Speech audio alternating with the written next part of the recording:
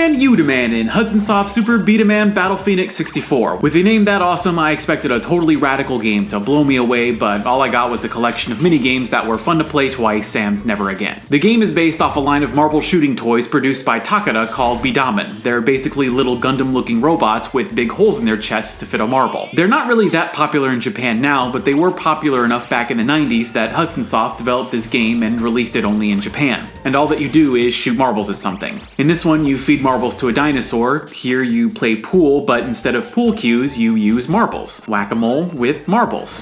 Here's a moving shooting gallery, but in another one, you avoid murdering baby pandas. This one is probably the most exciting. You blast away at pictures of attacks, and with enough shots, you get to execute your move. Meanwhile, your opponent can counter if they hit the right target with enough power. Shoot at stuff until it explodes. Knock a balloon into the spikes on your opponent's side. Shoot a marble through a hoop. Be the first one through a series of gates, and shoot at something until it explodes. Obviously, gameplay's pretty limited to the point where you don't actually move your character on your own. Most of the time, you're just immobile. This gets stale really quickly, especially when you're going through the story mode. You pick a character, then play through 3 separate tournaments until you get to the final boss, a space octopus with their very own custom marble Gundam. Each tournament makes you play most of the minigames over again, so by the time you actually beat the game, you've played almost all of them 2 or 3 times, not including the times you lose. Oh, and if you tie, that counts as a loss. You'd beat the game in about an hour if it wasn't for the cheating AI. Take, for example, the Whack-a-Mole game. You're always going to shoot slower than your opponent, so unless you get lucky, the AI is probably going to hit the targets before you can even think about shooting. And then there's this guy, the B-daman champion.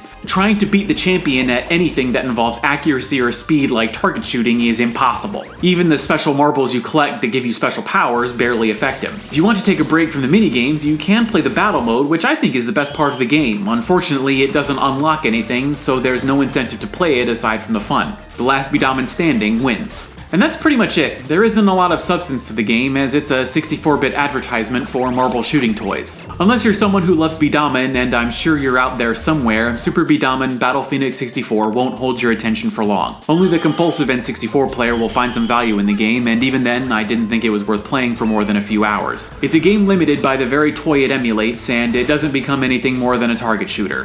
Thanks for watching, and mahalo.